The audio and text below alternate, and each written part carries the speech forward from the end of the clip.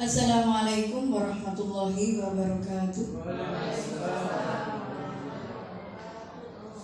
Alhamdulillah, la haula wala quwata illa billah. Amma ba'du. Yang terhormat Ibu Kepala Sekolah, Ibu Satswana Jati Imtiaz atau yang mewakili, para Bapak Ibu Dewan Guru, para Bapak Ibu staf TU, karyawan yang saya hormati. Pertama-tama marilah kita panjatkan syukur kehadirat Allah Subhanahu wa taala karena pada kesempatan pagi hari ini kita diberi nikmat dan rahmat oleh Allah Subhanahu wa taala sehingga kita bisa berkumpul di sini untuk memenuhi undangan saya dalam rangka sosialisasi tentang budaya positif. Kedua kalinya salawat serta salam tetap terlimpahkan kepada junjungan kita Nabi besar Muhammad SAW yang senantiasa kita nantikan syafaatnya di dunia maupun di akhirat. Ketiga kalinya saya ucapkan terima kasih kepada Bapak Ibu hadirin semua yang sudah menyediakan waktunya untuk hadir di sini.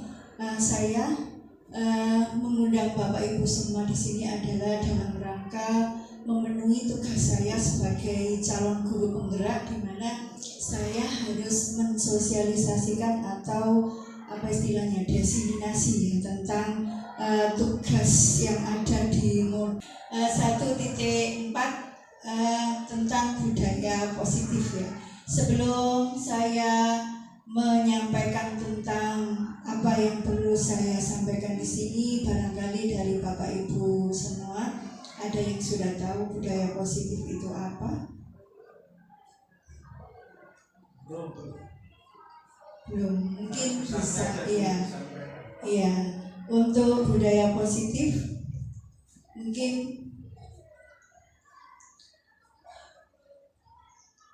ya, budaya positif adalah budaya di mana kebiasaan-kebiasaan positif ini harus kita biasakan di dalam murid-murid yang ada di kelas kita. Jadi apapun bentuk budaya positifnya itu harus menjadi satu kebiasaan terhadap murid-murid kita untuk memenuhi agar mereka bisa berkembang sesuai dengan kodrat alam dan kodrat zamannya, sehingga apa yang diharapkan dalam budaya positif ini nanti anak-anak benar-benar menjadikan budaya positif ini dalam bisa dipraktekkan dalam kehidupan sehari-hari. Mungkin di budaya positif ini bisa dibiasakan di murid-murid yang kita ajar, di mana budaya positif ini nanti berupa perilaku-perilaku positif yang bisa kita biasakan dari mulai hal-hal yang kecil seperti datang tepat waktu, kemudian mengerjakan tugas tepat waktu, kelas harus bersih, pokoknya hal-hal yang bersifat positif.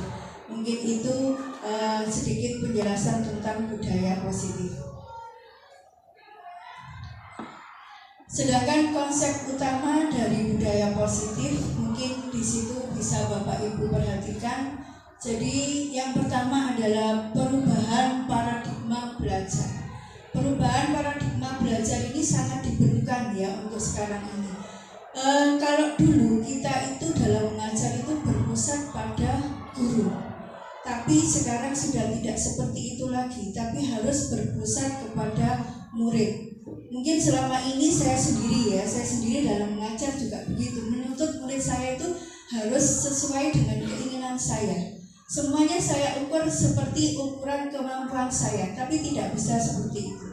Jadi perlu adanya perubahan paradigma belajar, di mana dulu itu berpusat sama guru, sekarang berpusat sama murid. Kemudian berikutnya adalah disiplin positif. Disiplin mungkin selama ini kita sudah menerapkan disiplin ke anak-anak ya. Tapi disiplin positif di sini harusnya itu datang dari dirinya anak masing-masing, bukan karena dipaksa atau bukan karena mereka ingin mendapatkan sesuatu imbalan, pujian atau hadiah. Jadi harus benar-benar perilaku-perilaku baiknya itu datang dari dirinya sendiri, bukan karena hukuman atau bukan karena anak-anak itu ingin mendapatkan sesuatu pujian atau hadiah dan lainnya. Kemudian perlu diketahui juga untuk konsep utama budaya positif selanjutnya adalah kebutuhan dasar manusia. Jadi kita di dalam melayani anak atau ketika kita menjumpai anak yang bermasalah, itu pasti ada sesuatu yang di anak tersebut itu tidak terpenuhi. Jadi di sini mungkin perlu diketahui oleh Bapak Ibu semua, kebutuhan dasar manusia itu ada 5 ya. Ada 5 kebutuhan dasar. Ada 5 kebutuhan dasar. Nah,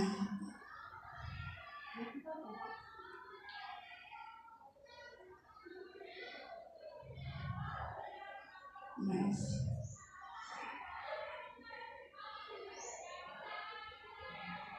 Ya, ini kebutuhan fisiologis atau kebutuhan utama ya, seperti kebutuhan makan, minum, jadi seperti itu. Kemudian kebutuhan akan rasa aman ya. Jadi di dalam kelas itu kita harus memastikan anak-anak itu dalam keadaan aman. Dalam artian tidak ada kalau di kelas itu kan kita sering menjumpai anak itu kena bully atau anak itu merasa tidak nyaman di dalam kelas, sehingga di saat dia melakukan pembelajaran itu tidak bisa maksimal. Untuk kebutuhan berikutnya adalah kebutuhan rasa memiliki dan kasih sayang. Kemudian kebutuhan akan penghargaan dan kebutuhan akan aktualisasi diri ya. Jadi semua kebutuhan dasar manusia ini di dalam diri semua orang itu pasti ada. Ketika anak-anak kita bermasalah di kelas, itu pasti ada salah satu kebutuhan dasar ini yang tidak terpenuhi. Maka bagi kita sebagai guru harus tahu, misalnya anak lagi meminta bekal temannya. Kan kadang-kadang kita menjumpai ya, ada anak laporan, Bu, ini bekal saya dulu diambil sama si A. Nah itu mungkin bisa kita lihat dari kebutuhannya. Kebutuhan fisiologisnya berarti tidak terpenuhi ya. Kenapa sampai tidak terpenuhi, ini yang perlu kita gali. Kenapa anak ini sampai meminta bahan bekal dari temannya, kenapa tidak membawa sendiri atau membeli di kantin. Jadi perlu hal-hal yang seperti itu. Kemudian contohnya lagi, misalnya ini kebutuhan akan penghargaan. Jadi semua anak itu pasti ingin diakui ya, ingin diakui kemampuannya. Kemudian kalau dia itu bisa menyampaikan apa yang ingin disampaikan, itu perlu adanya suatu penghargaan, maka itu juga perlu kita berikan ya. Jadi gini, dalam setiap permasalahan yang dihadapi anak itu pasti ada salah satu kebutuhan yang mereka itu tidak terpenuhi. Jadi bagi kita sebagai guru harus mengetahui kebutuhan mana yang tidak terpenuhi itu, sehingga kita bisa mencarikan solusi kenapa anak itu bermasalah dalam belajarnya.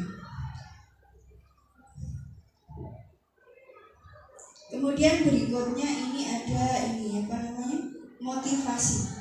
Motivasi itu ada 3, yaitu motivasi untuk menghindari ketidaknyamanan atau hukuman, motivasi untuk mendapatkan imbalan atau penghargaan dari orang lain, dan motivasi untuk menjadi orang yang mereka inginkan. Jadi kembali lagi pada siswa-siswa kita yang bermasalah ya.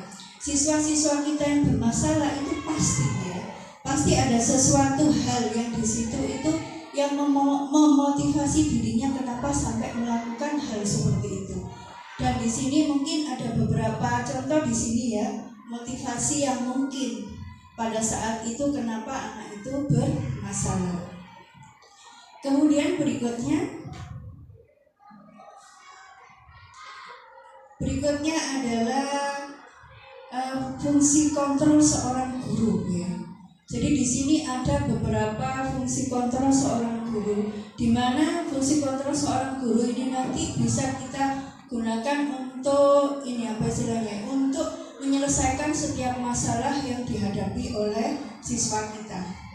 Selama ini mungkin yang banyak kita lakukan itu adalah fungsi kontrol kita sebagai guru itu sebagai penghukum ya.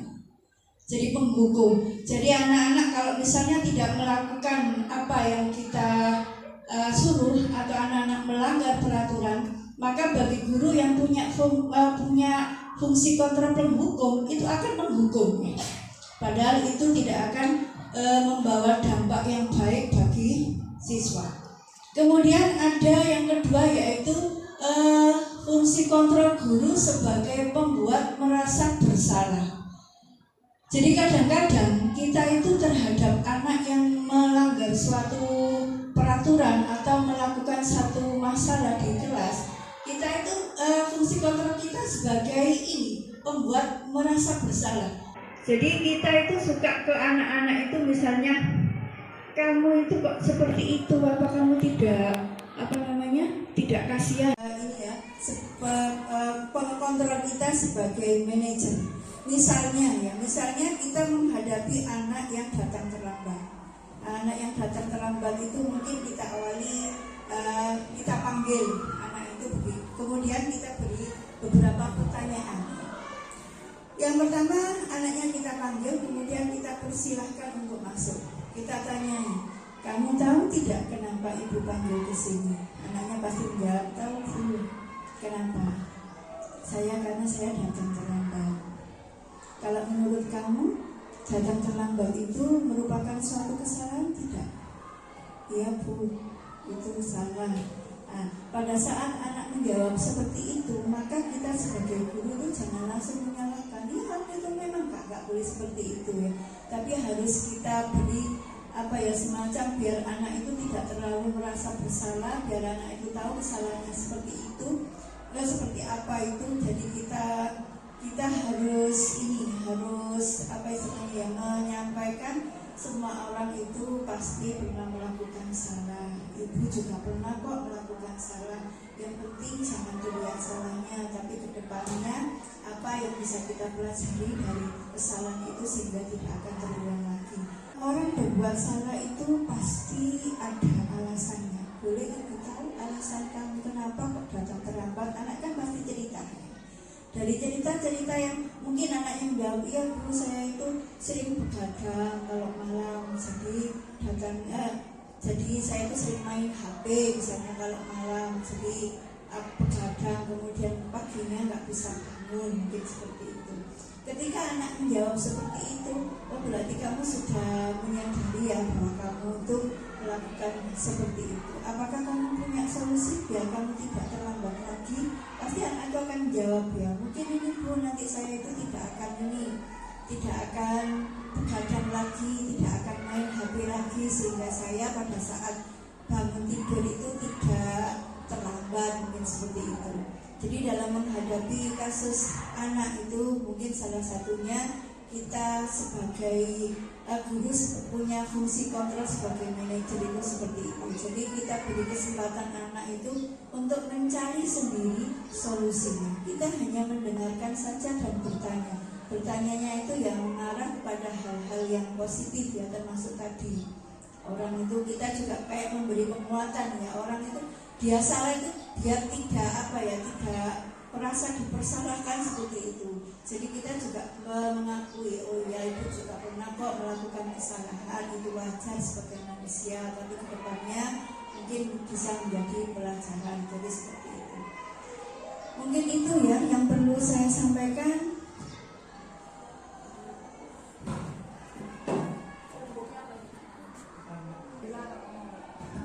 Baiklah Bapak Ibu yang saya hormati, mungkin itu budaya positif yang perlu saya sampaikan.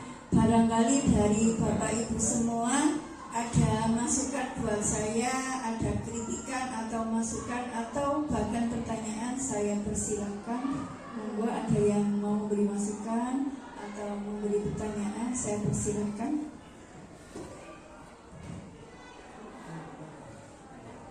Monggo Bu Fariha.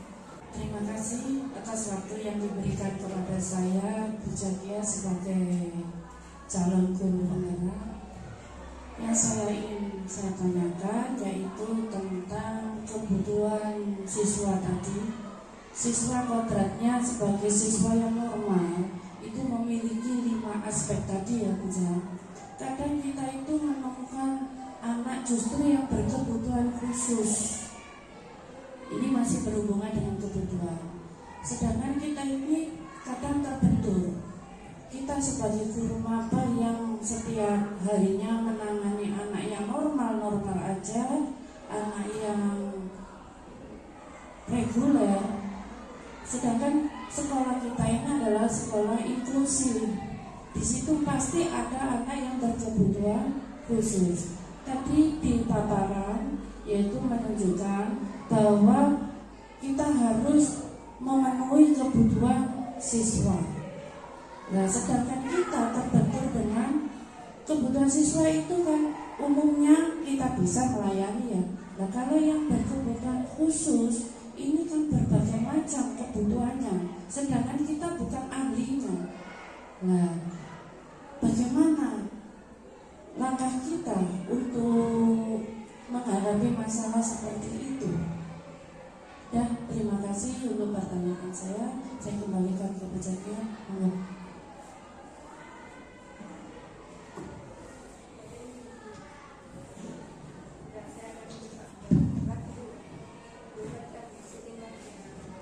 Terima kasih atas pertanyaannya. Sangat sangat luar biasa pertanyaannya. Tadi memang saya menyampaikan beberapa kebutuhan dasar manusia itu yang ada 5 ya. Nah, bagaimana dengan kebutuhan anak yang berkebutuhan khusus ya? Bagaimana kita sebagai guru itu dalam melayaninya?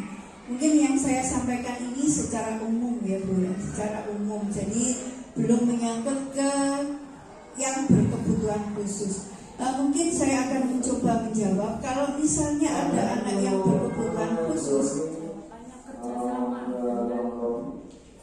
kalau ada anak yang berkebutuhan khusus, mungkin ya yang bisa saya sampaikan, di sekolah kita ini kan tidak ada guru yang secara mungkin ada ya, tapi kan tidak banyak guru yang secara khusus bisa memfasilitasi anak-anak yang berkebutuhan khusus.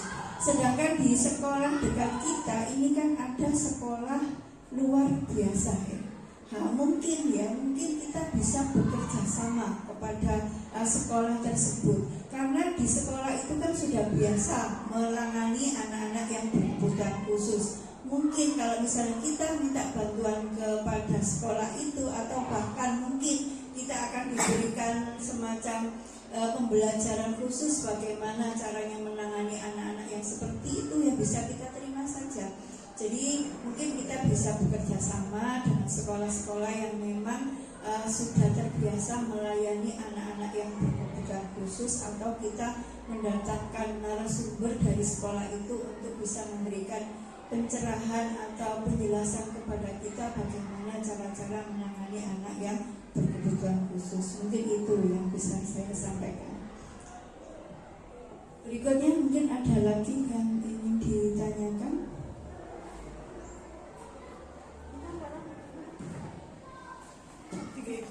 Oke, monggo.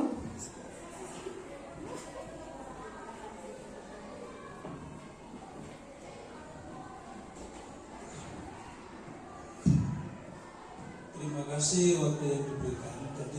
Tadi ada kebutuhan untuk dihargai. Jadi saya tadi melihat kita itu secara umum manusia punya kebutuhan ingin dihargai. Sering kita tahu atau muncul dalam kenyataan bahwa ada seorang anak sering datang terlambat. Itu karena dia betul-betul di rumah ini dibutuhkan, baik dari skop kebutuhan kebersihan rumah maupun membantu orang tuanya di sisi yang lain, termasuk menggantikan di warungnya sehingga belum bisa datang tepat waktu di sekolah. Kita mungkin sudah menganyai dia, mencoba untuk mengangkat kepercayaan diri dia supaya dia tidak selalu merasa bersalah, sehingga kita dapat memberikan perhatian bahwa anak ini perlu diberikan penghargaan karena di luar sekolah itu dia punya kebiasaan membantu orang tuanya, tetapi di sekolah efeknya sering terlambat. Nah ini padahal datang ke sekolah tepat waktu itu bagian dari kedisiplinan positif dan juga budaya positif juga.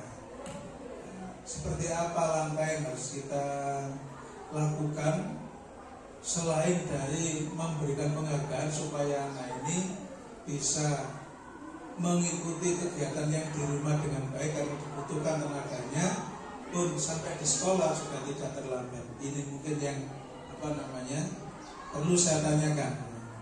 Jadi langkah apa yang selanjutnya kita lakukan? Terima kasih.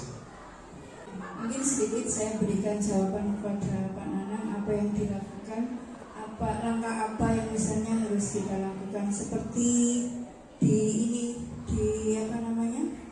di awal saya sampaikan, mungkin pertama kita kan sudah tahu alasannya kenapa anak itu sampai datang terlambat. Kemudian anak itu sudah menyampaikan alasan kenapa dia terlambat, karena beberapa hal tadi, termasuk memang dia itu dibutuhkan di rumahnya ya. Mungkin langkah yang bisa kita lakukan, kita sebagai guru yang punya fungsi kontrol manajer tadi, kita kembalikan ke sana ya. Jadi kita beri keleluasaan anak itu untuk mencari solusi dari permasalahan yang tadi sudah dialami. Kalau misalnya dia dibutuhkan di rumahnya, ya mungkin yang bisa kita beri saran kepada anak itu biar bisa memanage waktu dengan baik ya.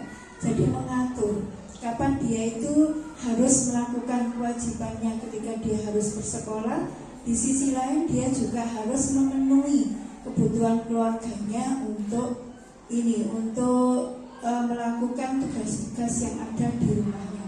Mungkin itu ya Pak yang bisa langkah ya, kita kembalikan ke anak lagi untuk dia sendiri mencari solusi bagaimana dia itu bisa mengatasi biar sekolahnya juga tidak tertinggal dan tugasnya di rumah juga bisa diselesaikan.